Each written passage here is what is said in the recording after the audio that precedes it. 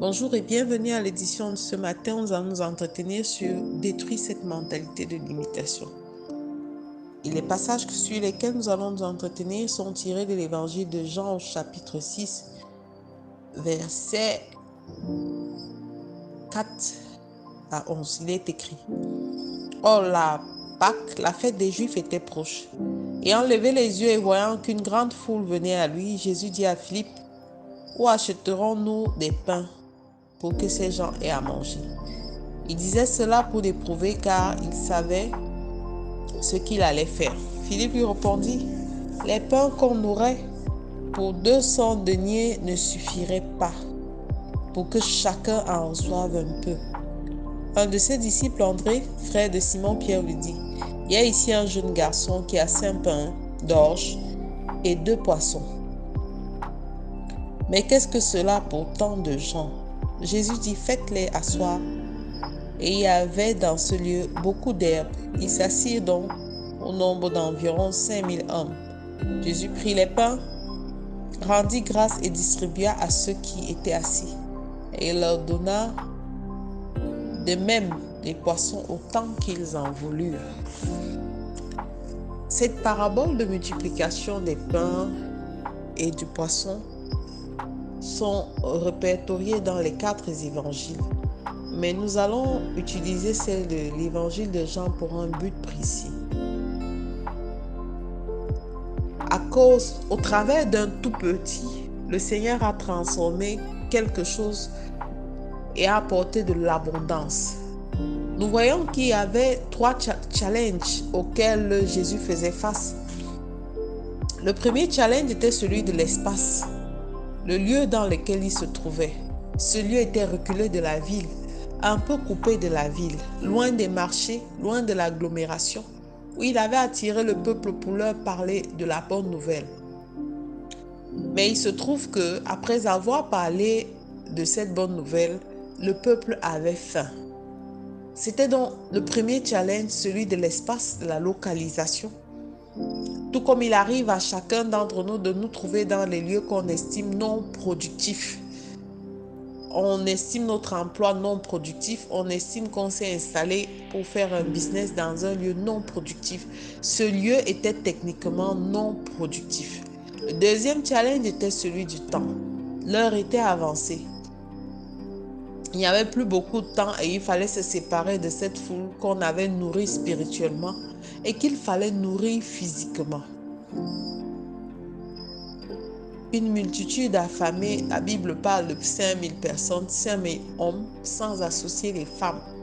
Donc, vous pouvez imaginer le nombre. Le troisième challenge était celui des ressources. Lorsqu'on en a trouvé, il y avait un petit garçon qui avait 5 pains d'orge et 2 poissons. Et dans ce challenge de ressources, il y avait encore un souci de qualité de ressources. Parce que le pain d'orge n'était pas le pain mangé par ceux qui appartenaient à la classe supérieure ou à la classe moyenne. Le pain d'orge était celui qui était mangé par ceux de la basse société. Les riches mangeaient du pain de froment, plus généralement, et qui est plus riche en nutriments. Donc voilà les challenges auxquels Jésus faisait face. Mais aucun de ces challenges ne l'a amené à prendre la mauvaise décision. Bien-aimés, nous faisons face au même challenge chaque jour et dans chaque domaine de notre vie. Nous avons des opportunités que nous n'arrivons pas à saisir. Nous avons en notre possession un minimum que nous refusons d'exploiter. Nous avons à notre disposition des ressources qui ne sont ni qualitatives ni quantitatives. Et nous nous posons la question: qu'allons-nous faire?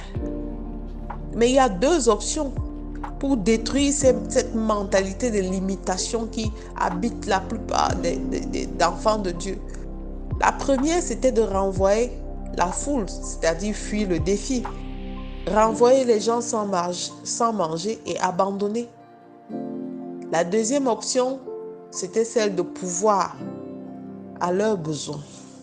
Alors, bien-aimé, ce matin, comme cette semaine commence, je veux que tu saisisses cette seconde option à laquelle Jésus-Christ nous appelle Il est question de détruire la mentalité de limitation.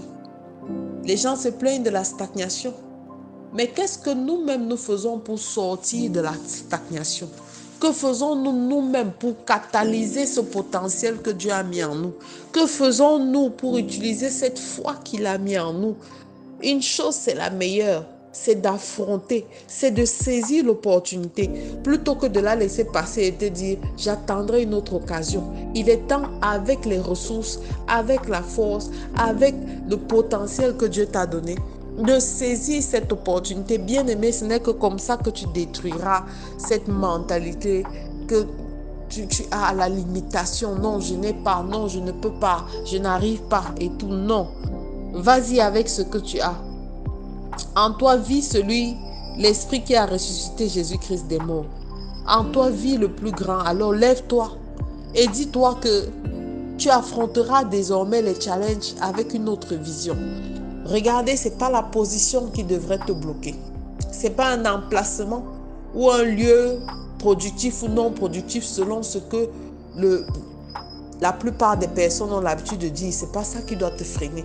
Ce n'est ni la quantité ni la qualité des ressources qui doit te freiner. Bien aimé, ta seule limite doit être le ciel. Alors, comme Jésus, prenons cet exemple pour détruire toute mentalité de limitation en nous disant, il n'y a pas de limite. Le Seigneur qui donne la vision, donne la provision et il donnera toutes les ressources nécessaires pour mener à bien le projet qu'il a mis en toi.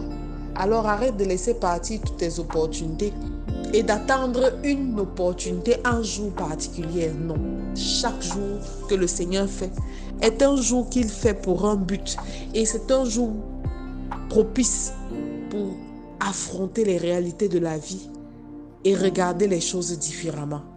Rappelez-vous, il a dit, ne nous conformons pas au siècle présent, mais soyons transformés par le renouvellement de l'intelligence. Bien-aimé, utilise l'intelligence que Dieu t'a donnée et active au travers de cette intelligence ta foi et tu verras des choses différemment. Tu pourras exercer là où d'autres appellent l'endroit peu.